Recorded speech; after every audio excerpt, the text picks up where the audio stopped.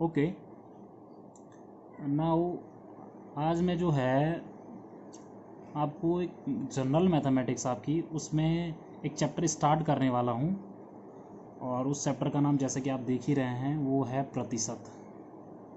Okay, तो प्रतिशत को समझने से पहले, अगर प्रतिशत की बाय डेफिनेशन होती क्या है, प्रतिशत का चैप्टर है क्या, उसको समझने से पहले ये आप जान लीजिए, अगर मैं आज इस चैप्टर को स्टार्ट कर रहा हूँ तो इसके पीछे कुछ लॉजिक्स छिपे हुए हैं। क्यों इसी चैप्टर को ज़्यादा प्रेफरेंस दिया जा रहा है, क्यों संख्या पद्धति से, मैथमेटिक्स संख्या पद्धति से स्टार्ट नहीं की जा रही है। तो उसका जो सेंस है वो सेंस इसलिए जाता है, आपके पास जो जनरल मैथमेटिक्स है उस जनरल मैथमेटिक्स में इन जनरल 20 से और 25 के बीच के ही चैप्टर्स होते हैं, उतने ही चैप्टर होते हैं इन जनरल, उस जनरल मैथमेटिक्स में। तो उस 20 से 25 चैप्टर को कवर करने का कुछ चीज़ें हैं। उन चीज़ों का क्या सेंस है कि अगर आप कुछ चैप्टर ही, उनमें से कुछ चैप्टर ही एक बार आप क्लियर कर लेते हैं, अपनी उस पर कमांड बना देते हैं, तो आपको फिर कोई दिक्कत नहीं होने वाली है। मतलब आप लगभग पूरा जो सिलेबस है आपका जनरल मैथमेटिक्स वो कवर कर लेते हैं, और उन्हीं में से ही एक चैप्टर है प्रतिशत का। अगर आप इस चैप्टर को समझ लेते तो आई थिंक आप जनरल मैथमेटिक्स में 40 to 60% का जो सिलेबस है वो कवर कर दोगे। Is is okay. तो अगर आप प्रतिशत क्लियर हो जाता है तो इसी के ही बेस पे मिक्सचर एंड एलिगेशन हो जाता है, मिश्रण और प्रमिश्रण। इसी के ही बेस पे आप प्रॉफिट एंड लॉस क्लियर हो जाएगा। इसी के ही बेस पे चक्रवृद्धि ब्याज, साधारण ब्याज, ये भी क्लियर हो जाएगा। दूसरा क्या हो जाएगा, पार्टनरशिप वाला चैप्टर भी क्या हो जाएगा, वो भी क्लियर हो जाएगा। ठीक है, तो इन जनरल और भी चैप्टर हैं जो इसी के ही बेस पे हैं, और एक और चैप्टर है रेशियो। खैर अभी तो वो मैं बात पाऊंगा, क्योंकि प्रतिशत को मैं रेशियो ही बोलूँगा इन जनरल। तो अब आइडिया ये है कि ये जो चैप्टर्स कवर हो रहे हैं, तो इन जनरल उस मैथमेटिक्स में कुछ चैप्टर्स ऐसे भी हैं जिनको हमको उतना ज़्यादा टाइम देने की ज़रूरत नहीं पड़ती है, लेकिन ये जो चैप्टर है मोस्टली, इस चैप्टर को करने के बाद आपको ये आइडिया हो जाएगा कि हाँ, this is one of the important chapter of your syllabus. कि अब आइडिया ये है कि हम प्रतिशत में जाने की कोशिश करते हैं। तो प्रतिशत की बाय डेफिनेशन इस प्रकार से बोला जाता है कि प्रतिशत एक प्रकार की भिन्न होती है, और जिस भिन्न का मतलब, उस भिन्न का क्या होता है, एक भिन्न का जो हर होता है वो ऑलवेज 100 रहता है। प्रति का मतलब होता है पर का मतलब एक, जिसे हम भाग भी बोल सकते हैं, और प्रत्येक 100 भाग में से कितना आप उठा रहे हो वो आपका प्रतिशत का आइडिया ग्रो करता है। तो अगर मैं बोलूँ, यहाँ पे मैं प्रति 100 में तो नहीं ले रहा हूँ, लेकिन थोड़ा सा इन जनरल हम भिन्न की तरफ देखने की कोशिश करते हैं। अगर आपके पास एक भिन्न है 3/4, ये कोई भिन्न है, तो इस भिन्न को किस तरीके से समझा जा सकता है। तो इस भिन्न को जरा देखिए, इस भिन्न का जो अंश है वो 3 है, और हर जो है वो 4 है। ठीक है, और अंश जो है वो हर से क्या है, छोटा है। तो वो भिन्न जिसका अंश हर से छोटा होता है उस भिन्न को उचित भिन्न बोलते हैं, सम भिन्न भी बोलते हैं, और प्रॉपर फ्रैक्शन भी बोलते हैं। Is is okay. तो अगर इस भिन्न को अगर मैं इंटरप्रेट करूं, किस तरीके से समझाऊं, तो अब आइडिया ये है कि ये जो भिन्न दर्शाती है वो दर्शाती है, ये जो नंबर दे रखा है ये टोटल क्वांटिटी है, total quantity, this is total quantity. उस टोटल क्वांटिटी के आपने इक्वल 4 डिवाइड कर रखे हैं, और उनमें से आपने कितने पिकअप कर रखे हैं, 3 पिकअप कर रखे हैं। This is okay. ध्यान दीजिए, मैं यहाँ पे बोल रहा हूँ टोटल क्वांटिटी। सम टाइम अभी जब आएगा आपको, मैं इसको इनिशियल वैल्यू, एक्चुअल में इनिशियल वैल्यू वो पूरी कंप्लीट एक ऑब्जेक्ट है, उस ऑब्जेक्ट के आपने 4 टुकड़े कर रखे, लेकिन वो 4 टुकड़े अगर मैं कलेक्ट करूँ तो वो फिर से कंप्लीट बन जाएगी, वो इनिशियल वैल्यू हो जाएगी। उसमें से आपने 3 पिकअप कर रखे हैं। और फिर से अगर आपको मैं बता दूं, आपको इवन देन जानकारी भी होगी, इस 3/4 को मैं रेशियो की फॉर्म में भी लिख सकता हूँ, 3:4 के रूप में भी लिख सकता हूँ। This is okay. नाउ अगर अनुपात, अगर मैं बोल रहा हूँ अनुपात, रेशियो अगर मैं बोल रहा हूं, तो रेशियो होता क्या है एक्चुअल में। तो रेशियो क्या होता है, 2 क्वांटिटी के बीच की तुलना होती है। अब 2 क्वांटिटी से इसके क्या तात्पर्य है मेरा, 2 क्वांटिटी। अगर मैं बोलूं चलो भाई बताओ सेब और 4 की तुलना करो, तो क्या आप तुलना कर पाएंगे, बिल्कुल भी नहीं। क्यों, क्योंकि 4 एक अलग सी दुनिया का नंबर है और सेब एक अलग सी दुनिया का नंबर है। This is okay, these are not same quantity, ये सेम क्वांटिटीज नहीं है। तो मतलब क्या है, आप तुलना तो करनी है, आपको तुलना बिल्कुल होगी, ऑब्वियसली बात है तुलना होगी। लेकिन तुलना होने के लिए साथ साथ में वो क्वांटिटीज़ क्या होनी चाहिए, सेम क्वांटिटीज़ होनी चाहिए। मतलब अगर 4 है, दूसरा भी एक नंबर 8 है, तो अब अगर मैं बोलूँ दोनों के बीच की तुलना करो, अगर मैं बोलूँ दोनों के बीच की क्या करो, तुलना करो, तो अब क्या होगा, आप बिल्कुल बेझिझक हो करके कर सकते हो तुलना।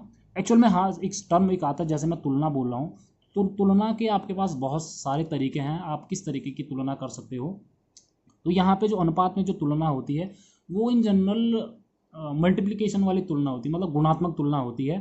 तो अब इन जनरल अगर मैं बोलूँ 4 और 8 की तुलना करो, तो कैसे बोलोगे आप कि 8 जो है वो 4 का क्या है, 2 टाइम्स है, या फिर 2 गुना है। या फिर 4 को अगर मैं बोलूँ 4 8 का क्या है, 1/2 है, या फिर मैं बोलूँ आधा है। Is this okay?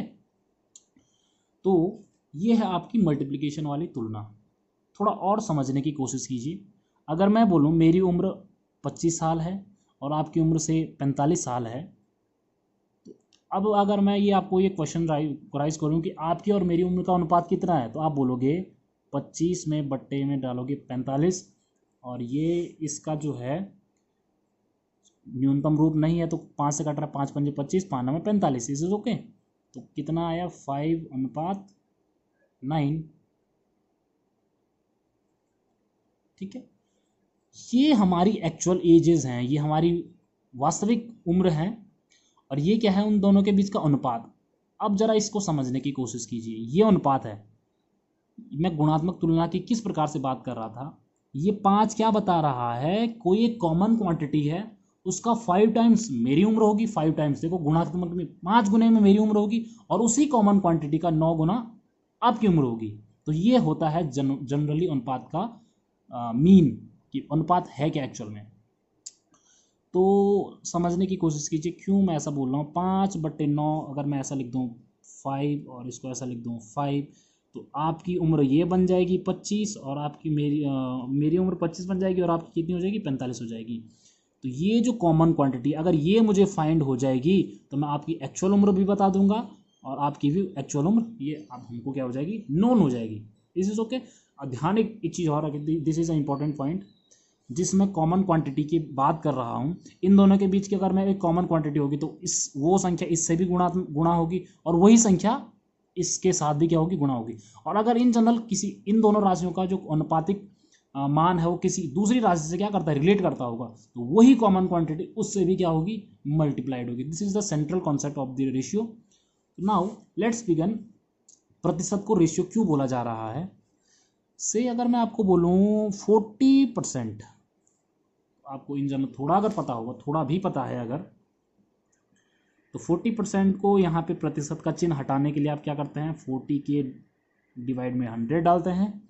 इस 0 से इस 0 को काटा, 4/10। अभी ये भिन्न अपनी न्यूनतम रूप में नहीं है, 4 से 2 से 2 दूनी 4, 2 पंचे 10, ये आ गया 2/5, या फिर 40% इज इक्वल टू 2/5। और या इसी चीज को अभी तो मैंने ऊपर बोला था, किसी भिन्न को अनुपात के रूप में बिल्कुल लिख सकते हैं, तो ये क्या हो गया, 2:5। अब आप समझ रहे हैं, प्रतिशत, भिन्न और ये अनुपात। तो ये एक, अगर मैं बोलूँ, ये एक रिलेशन ब्रिज है। मैथमेटिक्स में कोई भी चैप्टर एक दूसरे से बिल्कुल भी अलग नहीं है, हर एक चैप्टर एक दूसरे से लिंक करता है। तो आपको वो आइडिया ग्रो करना आना चाहिए कि वो चीज़ें एक दूसरे से किस प्रकार से कनेक्ट हो रही हैं। अब हमको समझना है कि इस प्रतिशत को किस तरीके से परफॉर्म किया जाएगा। आपको अब आने वाले जो क्वेश्चन है, इन जनरल जो जनरल कंपटीशन में जो क्वेश्चंस आते हैं, इस परसेंटेज को किस तरीके से इम्प्लीफिकेशन करना है, आपको किस तरीके से लगाना है। तो अगर 40% इज इक्वल टू होता है 2/5, तो ये जो चीज़ है ये क्या बताई थी इन जनरल, अभी 3/4 वाली भिन्न में क्या बताया था, ये किसी भी क्वांटिटी का इनिशियल वैल्यू है। क्या है ये, इनिशियल, ये भी इनिशियल वैल्यू, ये एक्चुअल में ये इनिशियल वैल्यू ही है। या फिर मैं बोलूँ in general question to question ये टर्मिनोलॉजी मेरी बदल सकती है। अगर मैं यहाँ पे इनिशियल वैल्यू बोल रहा हूँ, किसी किसी क्वेश्चन से मैं ऐसा बोल सकता हूँ, ये profit and loss in general, इसको मैं बोल सकता हूँ ये कॉस्ट प्राइस है। ये क्या है, कॉस्ट प्राइस है। क्यों बोल रहा हूँ उसका भी आने वाले क्वेश्चंस, या फिर मैं बोलूँ आने वाले उसमें आप मैं आंसर मिल जाएगा आपको। चलो ठीक है, कंटिन्यू रखते हैं पुरानी वाली वीडियो को। तो नाउ इसको कॉस्ट प्राइस क्यों बोला जा रहा है उसका रीज़न मैं देने की कोशिश ज़रूर करूँगा। फिर क्वेश्चन टू क्वेश्चन इसको मैं बोल सकता हूँ ये इंडिपेंडेंट वेरिएबल है, ये इंडिपेंडेंट, सॉरी इंडिपेंडेंट में भी हो सकता है, डिपेंडेंट वेरिएबल, हाँ सॉरी डिपेंडेंट, इंडिपेंडेंट नहीं है, डिपेंडेंट वेरिएबल हो सकता है, ये निर्भर क्वांटिटी हो सकती है। ओके, तो ज़रा समझिए थोड़ा। इस 5 का अगर मैं बोलूँ, इस इनिशियल वैल्यू का 40% लेता हूँ, 5 का 40% लेता हूँ, तो कितना है, 0 से 0, ये 2/5 देगा, और 5 से 5 कैंसिल हो जाएगा, तो कितना बचेगा, ओनली हमारे पास 2।